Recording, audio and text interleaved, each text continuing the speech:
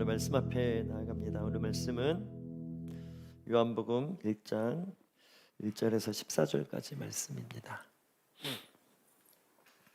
제가 한 절, 여러분 한 절 교독하겠습니다. 태초에 말씀이 계시니라. 이 말씀이 하나님과 함께 계셨으니 이 말씀은 곧 하나님이시니라. 그가 태초에 하나님과 함께 계셨고 만물이 그로 말미암아 지은 바 되었으니 지은 것이 하나도 그가 없이는 된 것이 없느니라. 그 안에 생명이 있었으니 이 생명은 사람들의 빛이라. 빛이 어둠에 비추되 어둠이 깨닫지 못하더라. 하나님께로부터 보내심을 받은 사람이 있으니 그의 이름은 요한이라. 그가 증언하러 왔으니 곧 빛에 대하여 증언하고 모든 사람이 자기로 말미암아 믿게 하려 함이라. 그는 이 빛이 아니요 이 빛에 대하여 증언하러 온 자라. 참빛 곧 세상에 와서 각 사람에게 비추는 빛이 있었나니 그가 세상에 계셨으며 세상은 그로 말미암아 지은 바 되었을 때 세상이 그를 알지 못하였고 자기 땅에 오매 자기 백성이 영접하지 아니하였으나 영접하는 자 곧 그 이름을 믿는 자에게는 하나님의 자녀가 되는 권세를 주셨으니 이는 혈통으로나 육정으로나 사람의 뜻으로 나지 아니하고 오직 하나님께로부터 난 자들이니라. 말씀이 육신이 되어 우리 가운데 거하심에 우리가 그의 영광을 보니 아버지의 독생자의 영광이요 은혜와 진리가 충만하더라. 아멘. 주신 말씀으로 빛의 퍼레이드라는 제목으로 말씀 나누기 원합니다. 저희 FA 집회 또 성부영신 예배 때 일어나라 빛을 발하라, 올해 우리가 빛 가운데 살기 위해서 선포했습니다. 그래서 오늘 우리 옆사 한번 축복하고 인사하십니다. 오늘따라 더 빛나십니다. 이렇게 한번 화장이 잘 되셨습니다. 머리가 단정하십니다. 빛이 납니다. 그래서 제가 몇 번 이런 말 들었는데 저희 교회 처음 오신 분들, 손님으로 오신 분들이 우리 워시파우스 성도님들 다 이렇게 이쁘고 잘생겼냐고, 목사님만 그런 게 아니라 성도들도 그렇다고 이런 칭찬을 격려를 때때마다 받고 있어요. 그래서 우리는 비주얼 처치다. 할렐루야. 빛이 납니다. 여러분, 우리 크리스마스 트리 요즘 트렌드래요. 이렇게 장식 뭐 이렇게 구슬 달고 막 그러잖아요. 별 하나만 있는데 그냥 정구로만, 이게 요즘 트렌드. 그래서 고스톱터미널 사모님하고 가서 이것저것 보는데 어마어마한 장식들, 빛들로 이 세상을, 이 연말을 밝히고 크리스마스를 밝히려고 힘을 쓰고 애쓰는 사람들이 굉장히 많더라고요. 그리고 또 빛하면 저희 우리 모아 프레이즈 아시죠? 우리 야광봉 이렇게 기억하십니까? 열광하고, 기억이 안 나는군요. 성구영신 예배 때 우리 촛불 켰잖아요, 그죠? 그래서 올해 들어 다른 여러 이 빛에 대한 이런 퍼포먼스 이벤트가 많았던 것 같습니다. 특히 빛하면 저한테는 좋은 추억은 서건일, 지금 서건이 와서 너무 좋지만 약간 아쉬운 게 저 커튼을 열면 검도장이 보여요. 이게 건물이 보이는데 서건일 때는 기도할 때마다 그 대각선으로 보이는 그 뷰가 있거든요. 낮에 햇빛도 너무 좋지만 특히 오후에 노을이, 그래서 제 카톡에 푸셔보면 인물이 아니라 노을 사진인 거 알고 계세요? 이게 제가 찍었던 그 서건일에서 기도하다가 찍었던 사진입니다. 빛이 너무나 잘 들어온 서건일이 때로는 그립습니다. 근데 우리 아이들이 그곳에서 예배하니까 좋은 거죠. 또 빛하면 또 생각나는 게 저희 우리 불쌍한 저 복도에 있는 화초들, 오늘까지도 죽어가고 있어요. 오늘도 봤어요. 몇 개가 이제 이파리가 지금 노래지고 있어요. 푸르러야 되는데, 여러분 이 빛이 소중하죠. 분위기를 살릴 뿐만 아니라 빛은 생명입니다. 이렇게 인위적으로 오늘 빛이 있기 때문에 어두울 수밖에 없는 우리가 환한 데서 서로 보면서 소통하고 그렇게 커뮤니케이션하고 있죠. 이런 물리적인 사람이 만든 빛뿐만 아니라 우리가 아는 이 태양빛, 이 자연의 빛이 없으면 이 세상은 존재할 수가 없는 것입니다.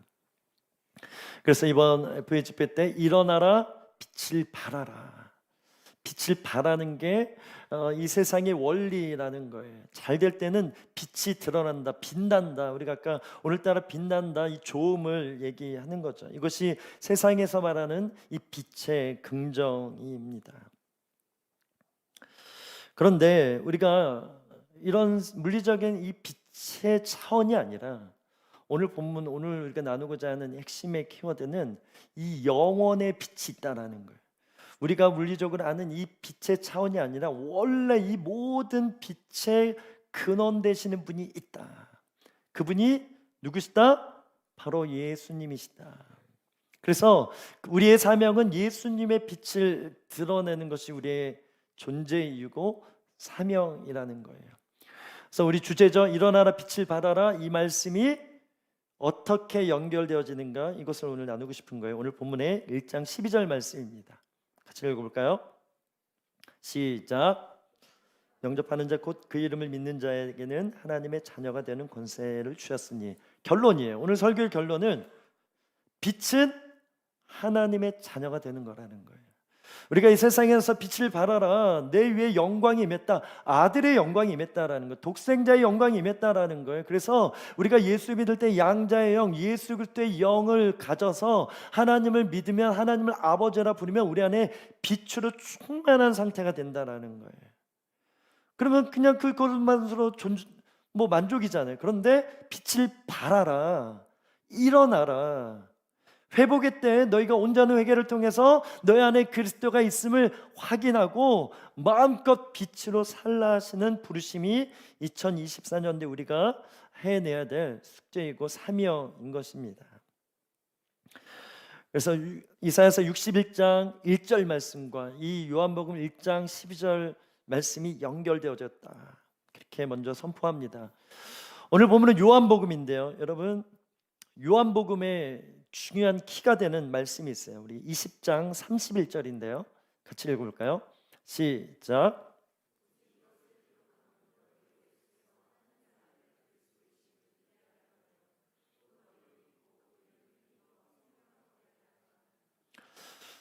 여러 성경 중에 이 성경을 쓴 목적을 분명히 하는 구절이 많지 않은데, 이 요한복음에는 이 요한이 분명히 기록하고 있어요. 내가 이 성경을 기록한 이유, 근데 이 기록하는 방법이 예수님께서 이 땅에 사실 때 여러 가지 사건들, 수많은 기적들이 있는데 그 중에 예수님이 그리스도시다, 예수님이 하나님의 아들이시다라는 것을 증명하기 위해서 내가 편집했다, 이게 포인트인 거예요. 더 많은 사건들이 있었다라는 거예요. 심지어 마태, 누가, 마가도 나름대로 편집해서 오버랩 때는 겹치는 본문이 있지만 요한복음에는 겹치지 않는 부분들이 너무나 많아요. 그래서 공관, 한 가지 관점으로 보는 이 세 가지의 복음서가 있고, 조금 다른 이 영적인 이야기, 이 보이지 않는 세계, 이 헬라 문화권 안에서의 이 영의 차원을 열어주는 말씀이 곧 요한복음인데, 이 요한복음의 목적은 뭐라고요? 첫 번째, 예수님이 하나님의 아들이심과 그리스도이심을 믿게 하는 것. 두 번째는 그래서 믿어서 뭐에 이른다? 생명에 이르게 하는 목적을 가지고 이 성경을 썼다라는 거예요. 여러분, 성경 전체 66권을 한 구절로 하면 무엇을 택할까요? 우리가 알듯이 요한복음 3장 16절은 함께 읽어봅니다. 시작.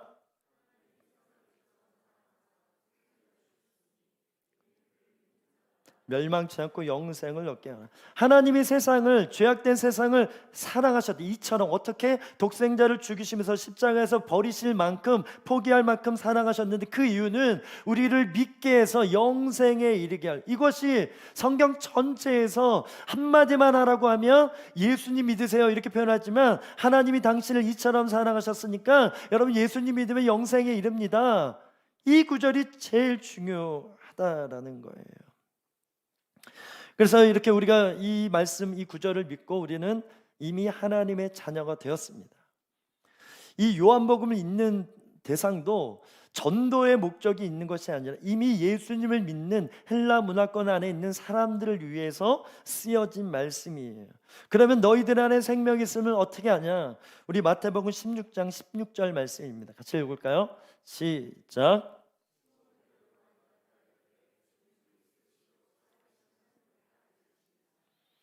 예수님께서 빌립보 가이사라라는 지방에서 제자들한테 물어보는 거예요. 사람들이 나를 어떻게 여기냐? 그랬더니 엘리야 같기도 하고 예레미야 같기도 하고 심지어 죽었던 세례 요한 같기도 합니다. 이랬더니 그러면 너희들 제자들은 너희들은 나를 어떻게 믿냐? 너희들 나를 어떻게 누구라 하느냐 했더니 성령 충만한 베드로가 자기의 의가 아니라 이건 철저하게 은혜인 거예요. 우리가 예수를 믿는 것처럼 베드로도 은혜로 고백하게 되는데 주는 그리스도시요 살아계신 하나님의 아들이십니다.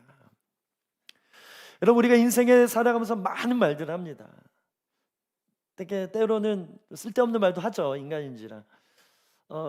그런데 때로는 가치 있는, 여러분 직장에서 여러분이 프리젠테이션 할 때 그 일로 인해서 수십억 수백억 사업이 막 따내지잖아요. 단위가 좀 약한가요? 수천억 막 이런 게 막 여러분의 한마디, 여러분 한번 프리젠테이션으로 그런 수주가 막 일어나잖아요. 어마어마한 일이죠. 가치 있는 일이죠. 우리가 살아가면서 좋은 가치 있는 말을 많이 해야 되는데, 그렇게 가치 있는 말을 많이 해서 재벌이 되고 뭐 명예를 갖고 그래도 이 한마디가 없으면 죽는 거예요.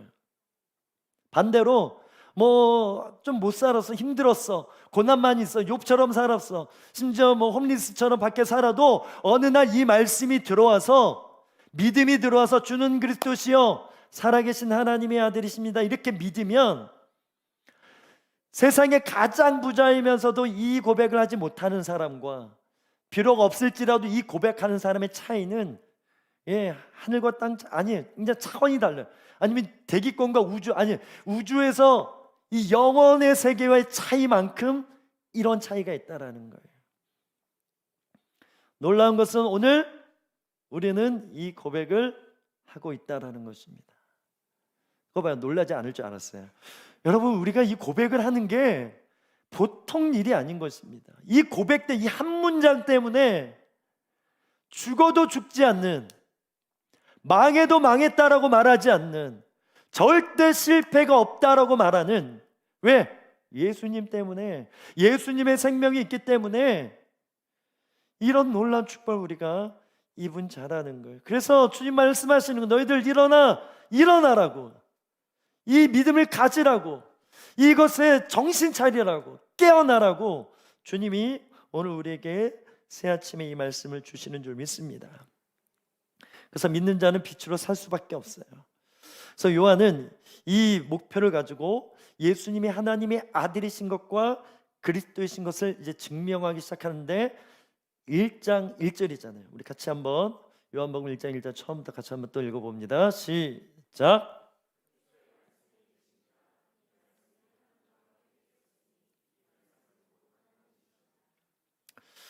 여기 말씀이 계시니라. 여기 말씀이 로고스예요. 요즘 목사님이 헬라어를 좋아하는구나. 맞아요, 좋아요. 이 원어가 너무 중요해요. 우리가 무턱대고 그냥 한글로만 볼 것이 아니라 원래 의미, 성경에서 말하는 이 저자가 쓴 의도를 알아차리는 게 제일 중요해서 계속 원어를 살펴봅니다. 예수님을 소개할 때 예수님이 하나님의 아들이세요.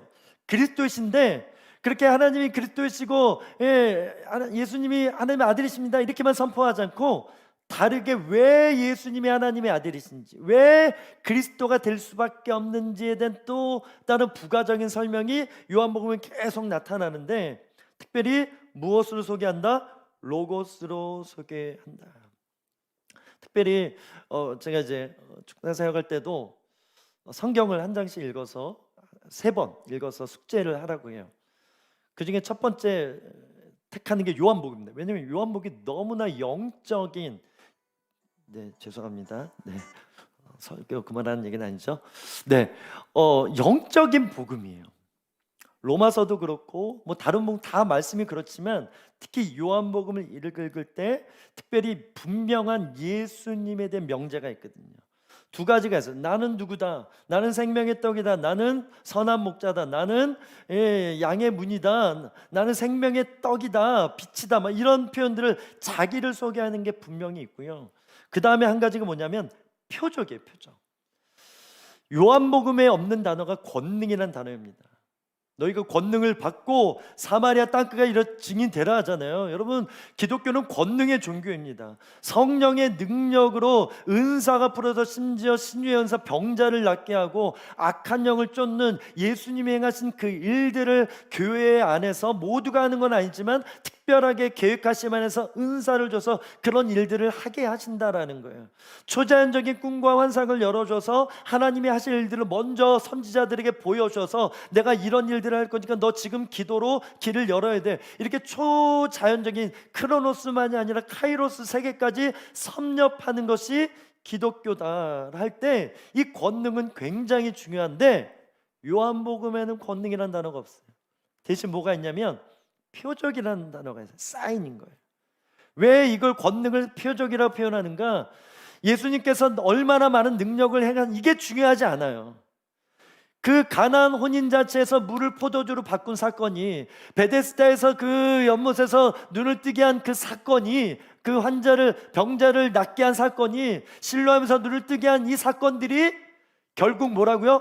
예수님은 하나님의 아들이시다, 예수님은 그리스도이시다는 것을 알리고 싶었던 요한의 열정에 의한 선택이라는 거예요. 다시 돌아와서 예수님은 로고스다, 예수님은 말씀이시다, 그렇게 요한은 소개하고 있습니다. 특별히 왜 그럴 수밖에 없느냐 하면 이 말씀을 읽는 대상들이 누구라 그랬죠? 헬라 문화권 안에 있는 성도들이라 그랬어요. 헬라인들이 가진 철학 안에서의 사상은 뭐예요? 그들이 말하는 구원은 로고스에 있습니다. 어떤 좋은 이치를 깨닫는가, 이 깨달음 자체가 나에게 생명을 준다라고 여겨서 날마다 공부하면서 이렇게 저렇게 뭐 소크라테스, 뭐 플라톤, 이런 사상가들이 그때 다 일어난 거죠. 그래서 그런 문화에 젖어 있는 사람들이 로고스는 좋은 걸 깨달으면 돼, 심지어 이게 너무 치우쳐서 깨달음만 있으면 난 삶은 개판으로 살아도 돼 라고 여겼던 이 영지주의가 다 여기서 비롯된 거예요. 이것을 너무나 잘 알았던 너희들이 찾는 로고스가 너희들의 깨달음 정도가 아니라 그 깨달음을 준 이 근원이 있다, 이 본질이 있다, 시작이 있다, 그분이 바로 누구다? 예수님이라는 것을 이렇게 알리는 거예요. 태초에 하면 떠오르는 구절이 창세기 1장 1절입니다. 같이 읽어봅니다. 시작. 태초에 하나님이 천지를 창조하시느니라.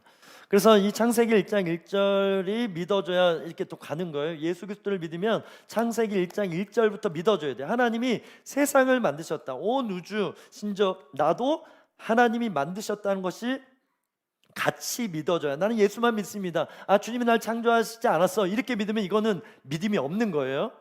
그래서 창세기 1장 1절이 너무나 중요한데 더 중요한 말씀이 요한복음 1장 1절이에요. 왜냐하면 창세기 1장 1절은 태초에 크로노스, 하나님께서 어느 시작부터 세상을 시와 공간을 만드셔서 그렇게 만물을 만드시고 그 만물 안에 사람을 두셨다, 그렇게 창세기가 시작된 그 역사를 얘기하는 건데, 요한복음 1장 1절은 창세 전을 얘기하는 거예요. 그러니까 이 헬라 철학자들이 이 사고 안에서 이 세상이 만들어지기 전의 세상에 대한 이 사고를 가진 거잖아요. 그래서 그네 전의 세상을 악망하고 그 전의 세상에서 비롯되는 지식을 깨달으려고 이렇게 저렇게 공부하고 노력했던 그 로고스가 있는데, 그래서 이것을 관통해서 너희가 원래 알던 이 로고스는 이 세상이 만들어지기 전에 계셨던 예수님으로부터 비롯된 것이다, 그걸 강조하고 싶은 거예요. 요한복음 17장 5절입니다. 같이 읽어봅니다. 시작.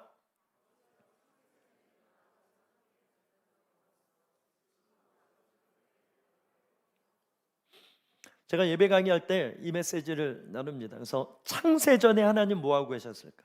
이 세상이 만들어질 때 하나님은 어떤 존재로 계셨는가? 우리가 알듯이 삼일체 하나님이죠, 그죠?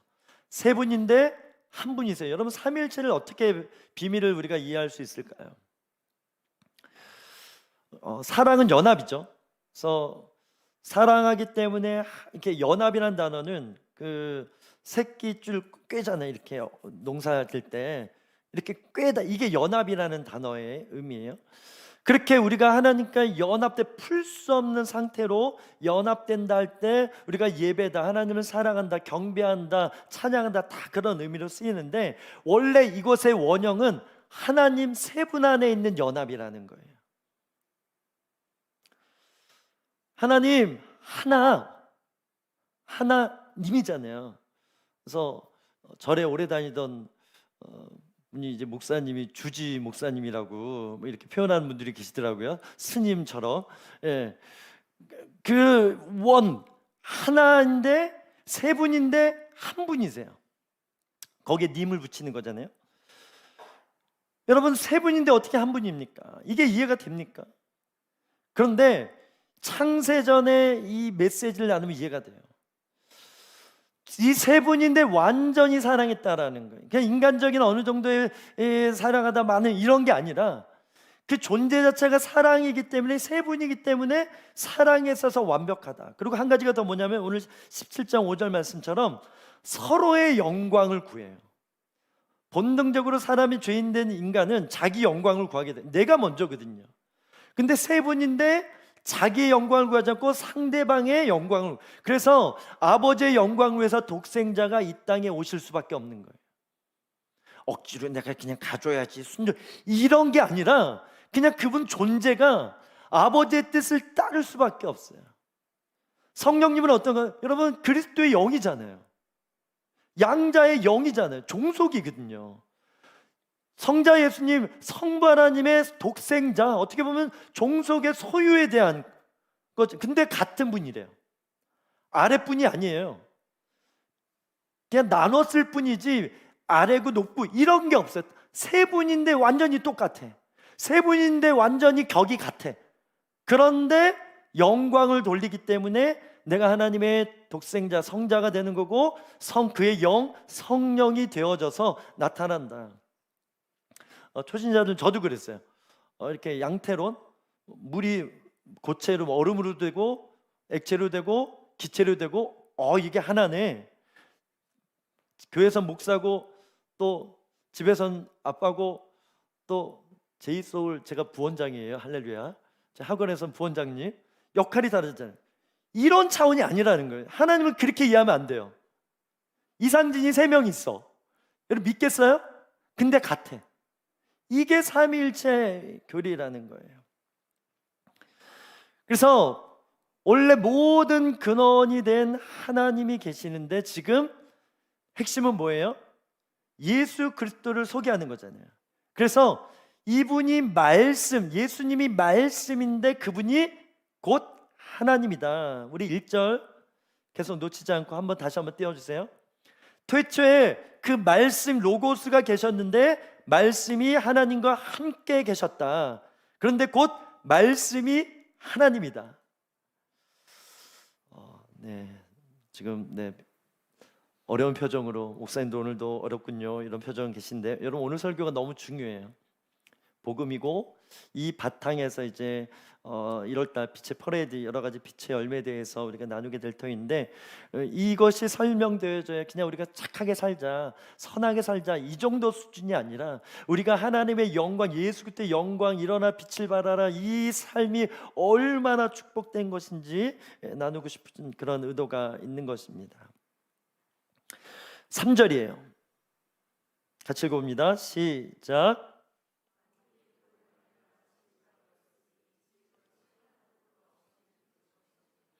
2절에 한번 얘기해요. 그가, 말씀 로고스 예수님이 태초에 하나님과 함께 계셨고, 3절에 만물이 그로 말미암아 지은 바 되었으니 지은 것이 하나도 그가 없이 된 것이 없다.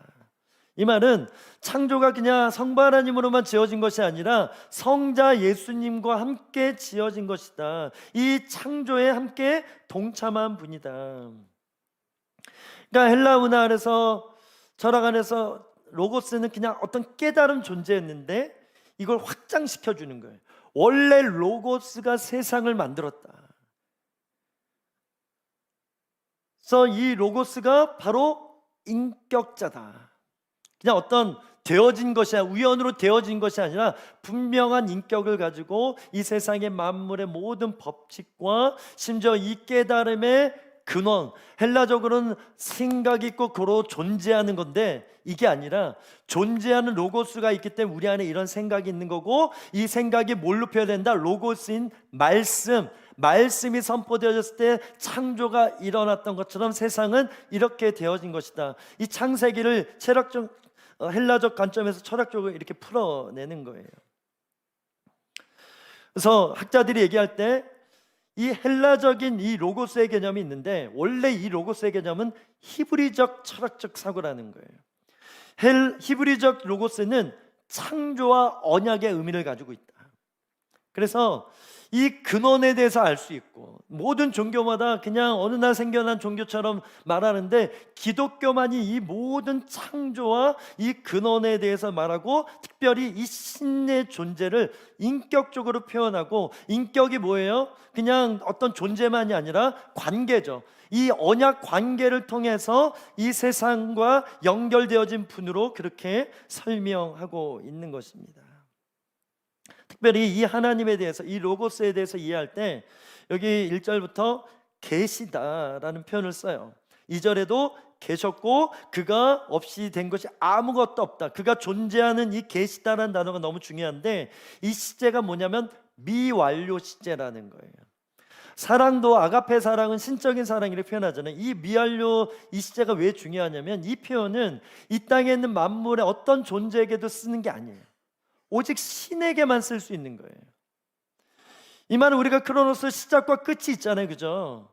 근데 보이지 않는 영혼의 이 끝이 없는, 언제부터 시작된지도 모르겠고 언제 끝이지 아니고 계속 ing, 그냥 진행이야. 계속 시대가 계속되고 있는 거예요. 미완료, 완료되지 않는 상태. 이것을 다르게 표현하면 영혼이라고 표현하는 거예요. 그래서 이 모든 이 세상의 만물들은 이 영혼의 차원에서 이 로고스부터 시작되어졌다. 더 중요한 구절이 있어요. 우리 14절, 오늘 본문의 마지막 절인데 14절입니다. 같이 읽을까요? 시작.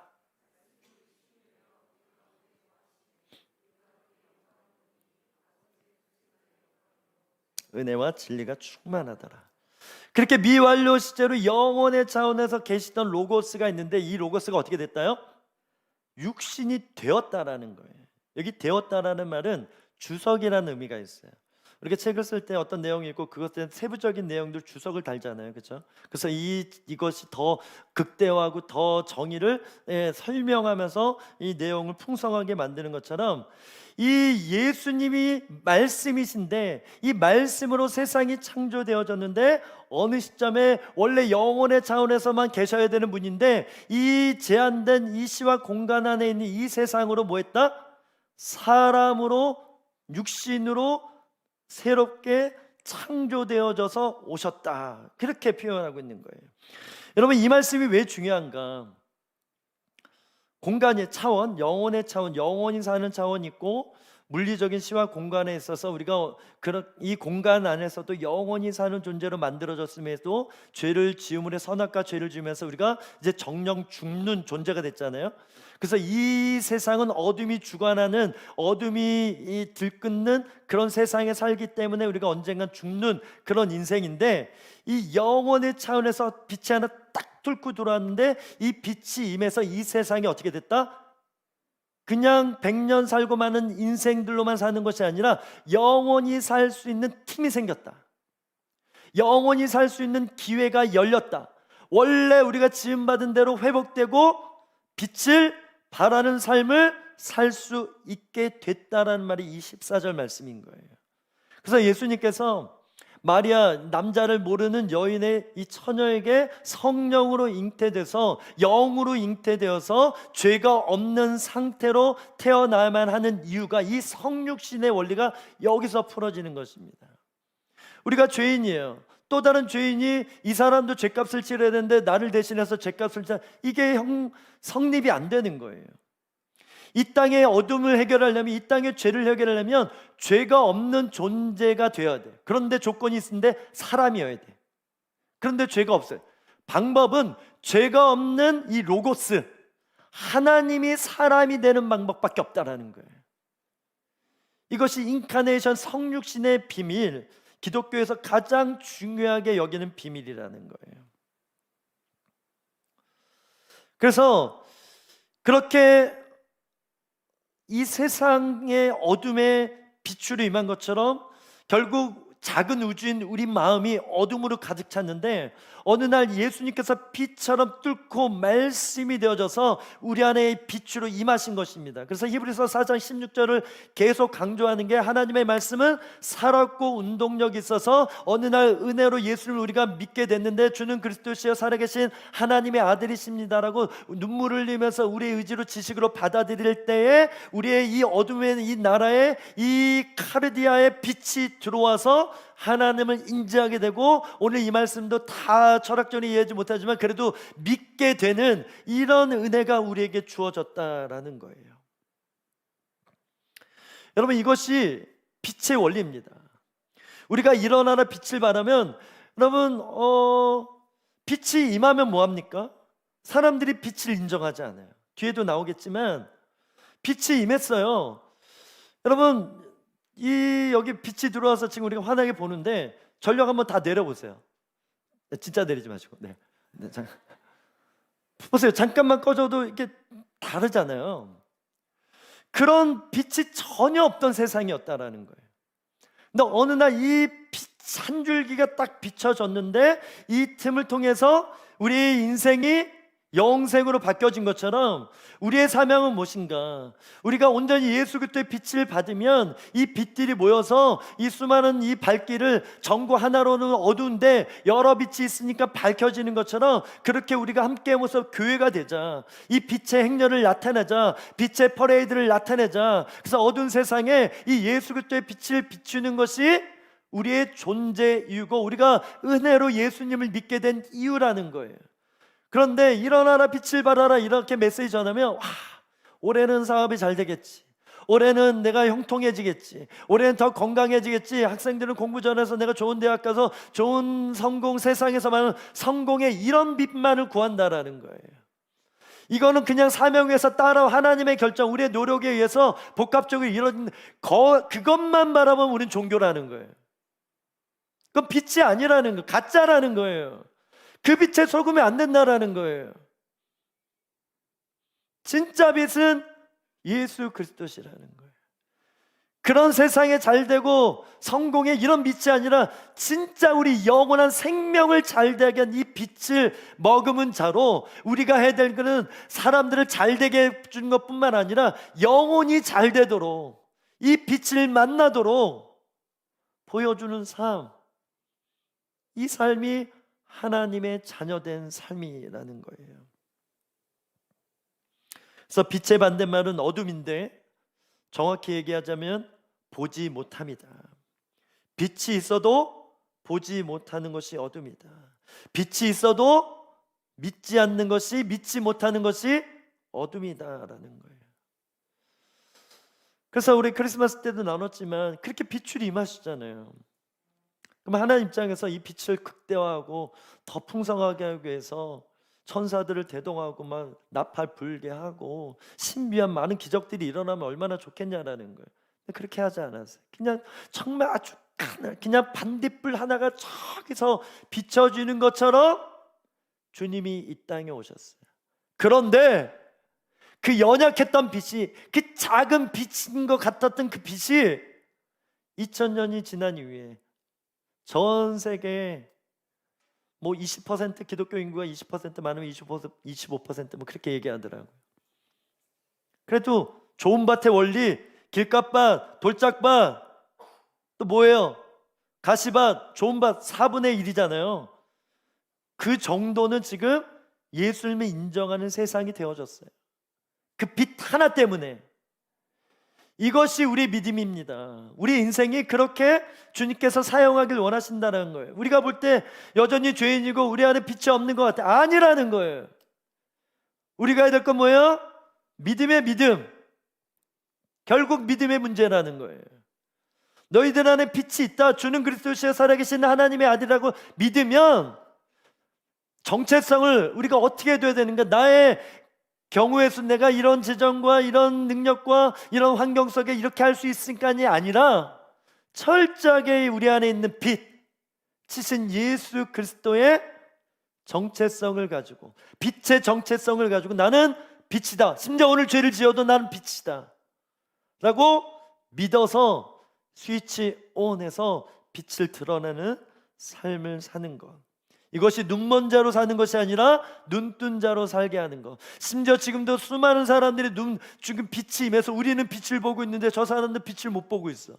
빛이 없대. 우리한테는 여러분 너무 이상한 거잖아요. 빛이 있는데 왜 빛이 없다고 하는데 우리는 그렇게 설명하는 거잖아요.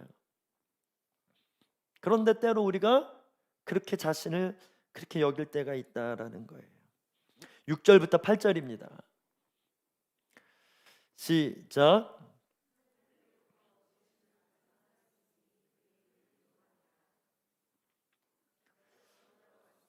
그 빛에 대하여 증언하고 모든 사람이 자기로 말미암아 믿게 하려 함이라.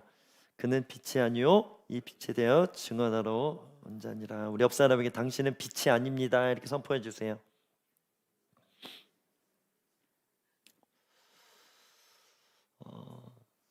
일부 때도 설명했는데 제가 예수님을 몰랐다면 저는 이상진교, 제가 교주예요, 교주. 그렇게 살았을 거라는 거예요. 빛이 없었기 때문에, 빛을 모르기 때문에. 세례요한을 왜 언급했는가? 그 당시 많은 사람들이 예수님을 메시아로 여겼던 사람도 있지만 또 많은 경우에 세례요한이 메시아다, 그리스도다 그렇게 믿었던, 잘못 믿는 사람들이 있었어요. 그래서 이걸 정리해 주는 거예요. 이 세례요한은 이 빛을 온전히 드러내고 빛을 믿게 하는 일에 먼저 보냄을 받은 사람이지 그 사람은 빛이 아니다. 그 사람은 위대한 하나님의 사명자인 건 맞지만 빛이 아니다. 여러분, 이 메시지가 우리에게 왜 중요합니까? 우리도 동일한 사명이 있거든요. 이사야 말씀처럼 광야에 외치는 소리, 그리스도가 이 땅에 오신 길을 예비하는 사명이 우리에게 있는데 때로 우리가 착각해서 빛으로 여길 때가 있다라는 거예요. 내가 빛이 아니라 내 안에 계신 예수님의 빛입니다. 이게 분명해야 되는 거예요. 때로 내가 빛인 것 같으면 그래서 교만해지는 거예요. 그래서 우쭐대는 거예요. 철저하게 우리가 오늘도 예배하고 이 말씀을, 이 어려운 말씀을 왜 나눠야 되는가? 결국 핵심은 우리 안에 계신 예수님이 빛이라는 거예요. 그래서 9절부터 11절에 참빛 곧 세상에서 각 사람에게 비추는 이 빛이 있었나니 그가 세상에 계셨으며 세상은 그로 말미암아 지었을 때 앞에 있는 내용들을 정리하는 거예요. 그런데 세상이 그를 알지 못하고 자기 백성, 자기 땅에 왔는데 이분을 영접하지 않았다. 이것이 우리의 상태였다라는 거예요. 절망이었다라는 거예요. 눈 뜰 수 있는데 계속 눈 감고 살았다라는 거예요.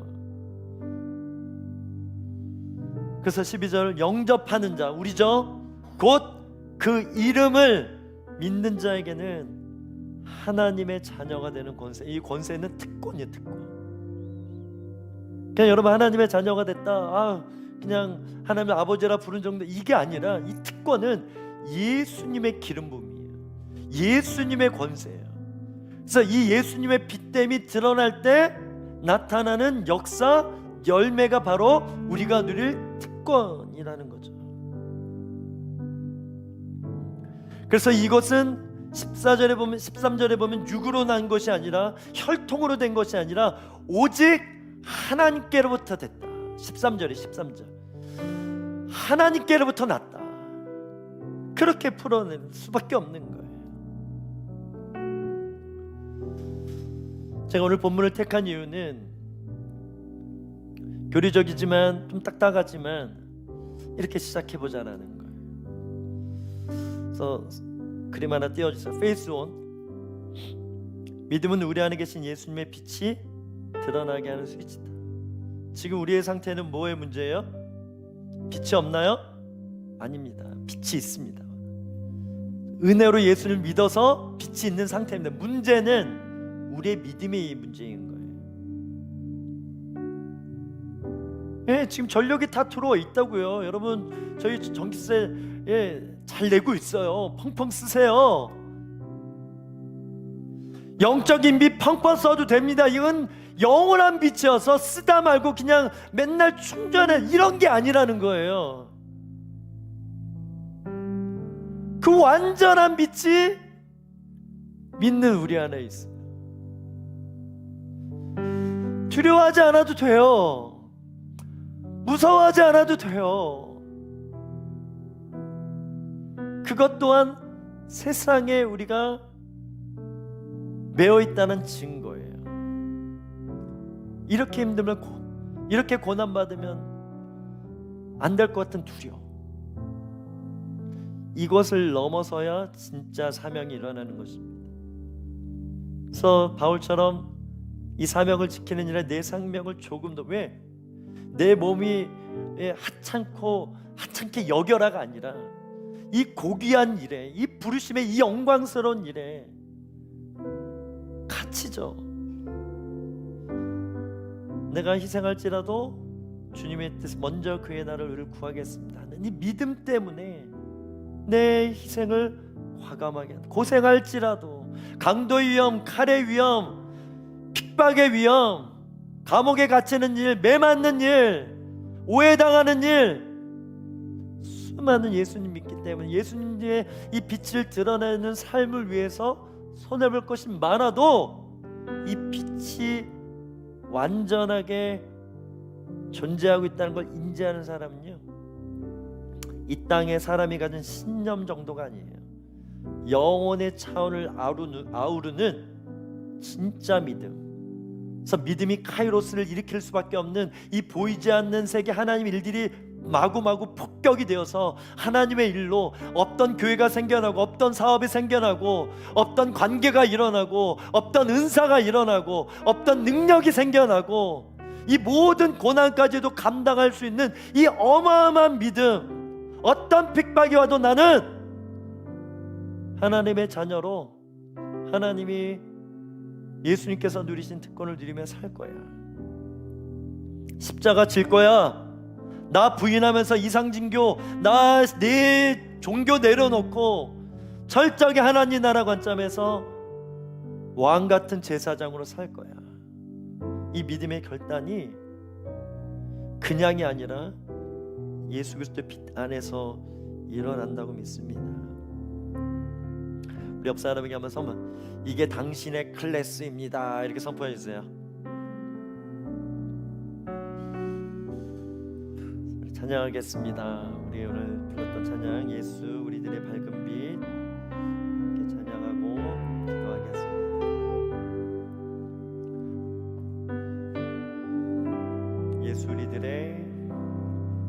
예수 우리들의 밝은 빛, 은혜와 긍휼을 베푸시는 주, 그의 길을 따라가는 주의 자녀들에게 항상 밝은 빛을 비추시네. 그는 구원의 주 하나님, 그는 구원의 주 하나님, 공의로 세상을 다스리시네.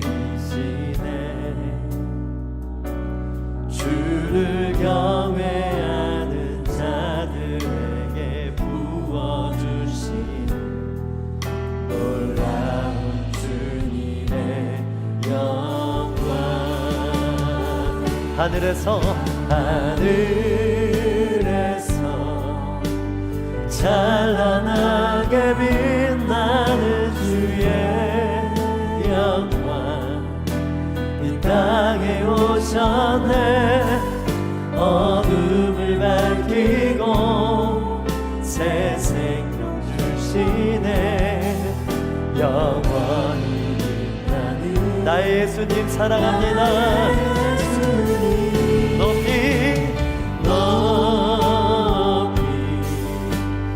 영광과 찬양 받으실 그 이름 경배합니다. 슬픔을 거두고 내게 자유 주시네. 기쁨의 노래를 영원한 나의 빛. 우리 함께 일어나서 고백하겠습니다. 하늘에서 찬란하게 빛나는 주의 영광 이 땅에 오셨네. 어둠을 밝히고 새 생명 주시네. 영원히 나의 예수께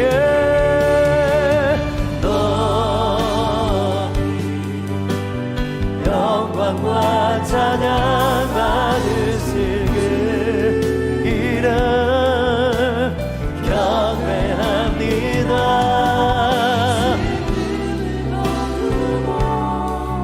내게 자유 주시네. 기쁨의 노래를 영원한 나의 예수께.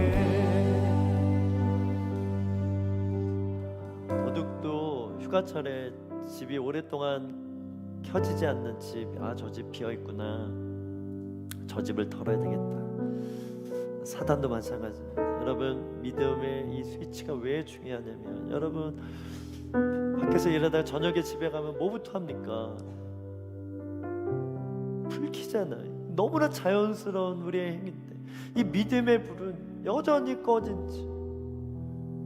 왜 이거 안 들어오지? 왜 핸드폰 안 들어오지? 알고 보니 전원을 안 켰어요. 스위치를 안 올리고 아무리 천만원 핸드폰이면 뭐합니까? 전화기 기능이 안 되는데. 이게 우리의 상태일 수 있다는 거예요. 그렇게 죄로 망가졌고 무너졌고 심판 이후에 이제 내가 다 이제 심판으로 해결했으니 이제 일어나 빛을 발하라. 예전의 빛이 아니다. 그냥 선민으로서 너희들이 율법 열심히 지키면서 이것 해야지 저것 해야지 정도가 아니라 이제 내가 너희 안에 들어가서 빛을 발할 거야. 빛이 될 거야. 너희들로는 빛이 안 돼. 율법으로 안 돼. 너희들 사랑으로는 안 돼. 너희들의 지혜로는 안 돼. 그러니까 나의 빛을 봐. 플러그인 해봐. 내게 기도해봐. 내 말씀 읊조리고 아침에 예수 이름 한번 부르고 보혜사 성령님 도와주세요 이렇게 기도로 시작해봐. 사람 만나러 갈 때 기도하고 나아가봐. 일하기 전에 책상에 앉아서 말씀 묵상해봐. 이 모든 것이 그리스도를 드러나게 하는 스위치 온 하는 우리의 믿음인 거예요. 우리 첫 예배입니다. 2024년 매주일마다 이렇게 안식일을 지키며 예배에 나아갈 때 주님 올 한 해 이 불 절대 꺼지지 않도록 스위치 끄지 않도록 오프하지 않도록 온할 수 있는 그 믿음을 허락하여 주시옵소서. 성령님 우리의 생각을 우리의 감정을 우리의 모든 감각을 일으켜 주셔서 오직 주님의 이 TV의 빛처럼 우리 워시퍼스가 그런 빛의 모임이 되게 하여 주시고 이 어두운 세상의 빛을 드러내는 거룩한 조명이 되게 하여 주시옵소서. 우리 주 한번 외치며 기도합니다. 주여 찬란하게 빛나는 주의 영광 이 땅에 오셨네. 어둠을 밝히고 새 생명 주시네. 영원히 빛이신 예수님을 찬양합니다. 아멘.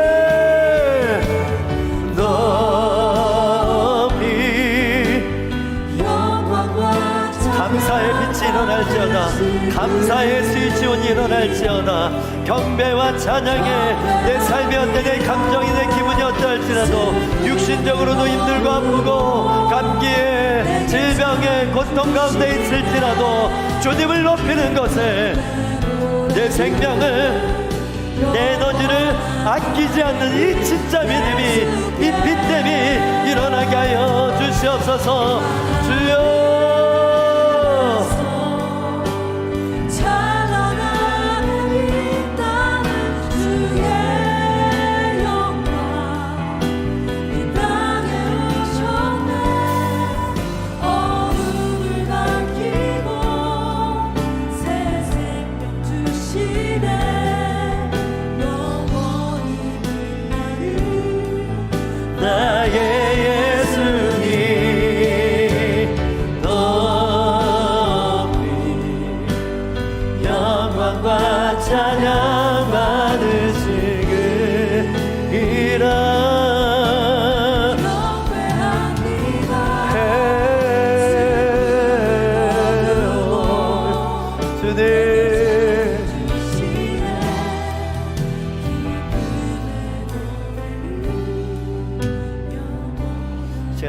번 더 기도할 때 우리 믿음이에요.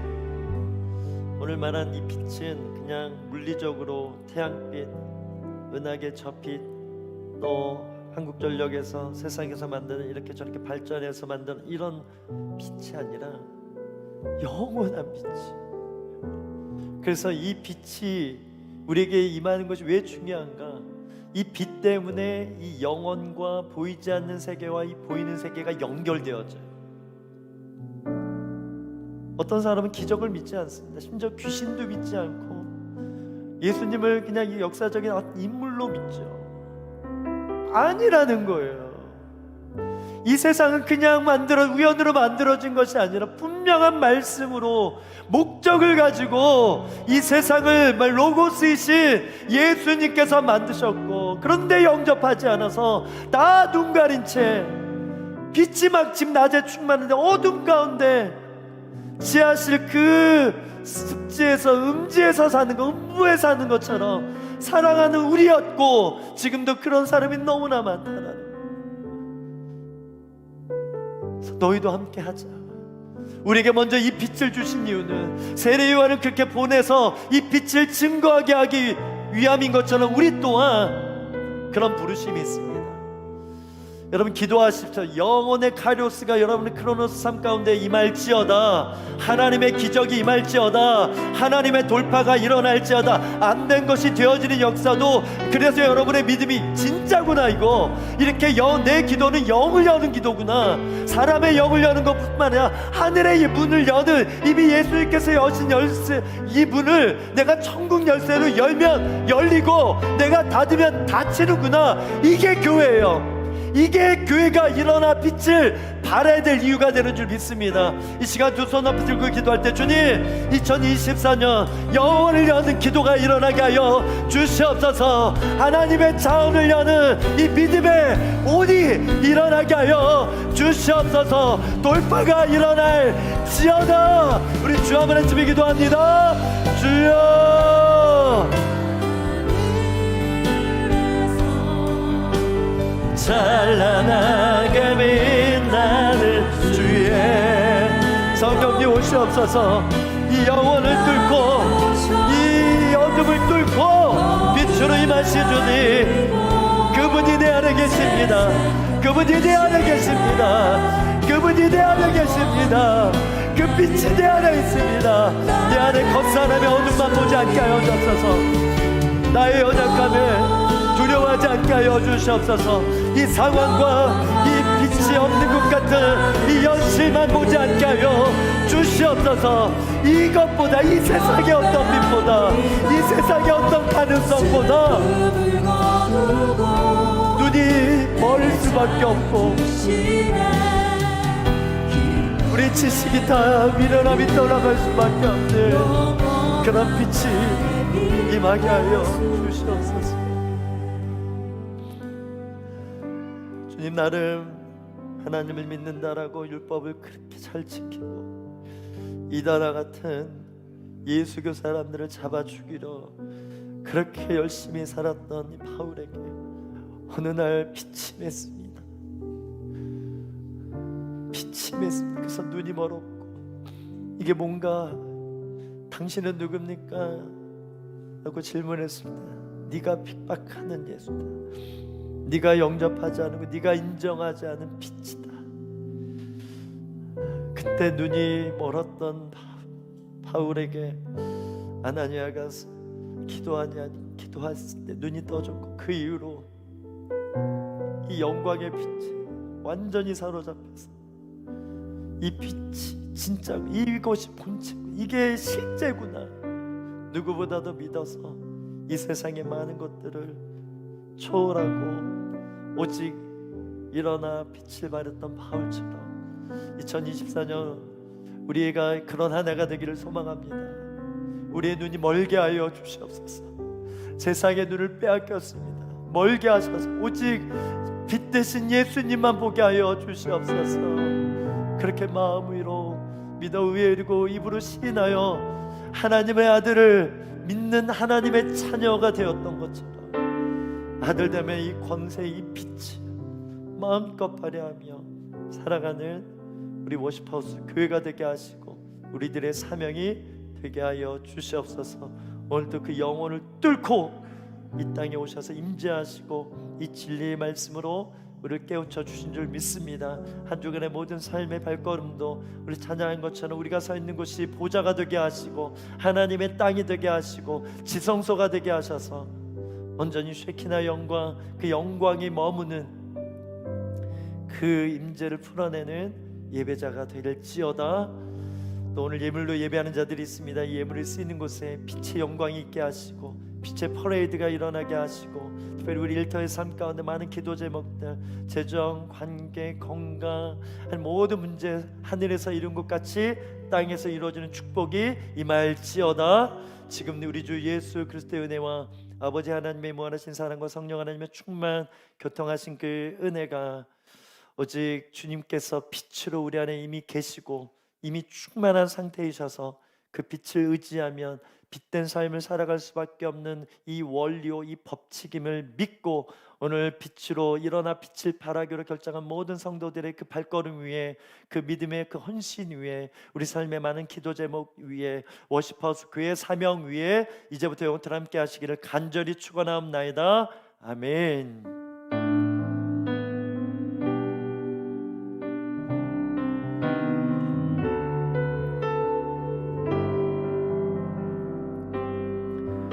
예배를 받아주신 하나님께 영광과 감사의 박수를 올려드리겠습니다.